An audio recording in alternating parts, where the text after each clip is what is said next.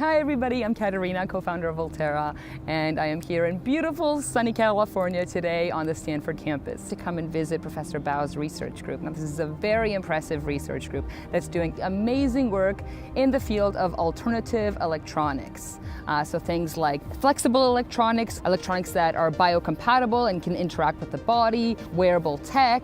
My name is Jaemin Kim and I'm working as a postdoctoral researcher in Jaenan Bao's lab. I'm currently working on fabricating robotic skin, which is stretchable. I'm Naoji Matsuhisa. I'm doing a postdoc in Professor Bao's group at Stanford University.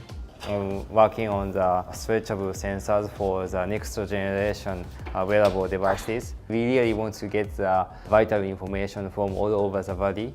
So even if the doctor is not there, we can keep monitoring very precise healthcare information. Robotic skin should have a lot of sensors to mimic our human skin's function, like pressure sensor, strain sensor, temperature sensor, and torsional sensor. I have to interconnect all those sensors to the rigid electronics. That interconnection should be stretchable, so I use V1 printer to print stretchable conductor to interconnect all those parts.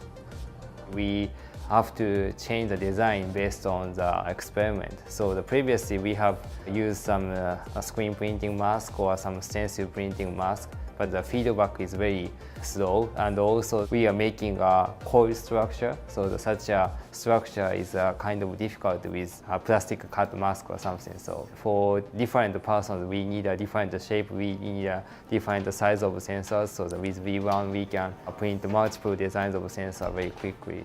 V1 printer is good. Yeah.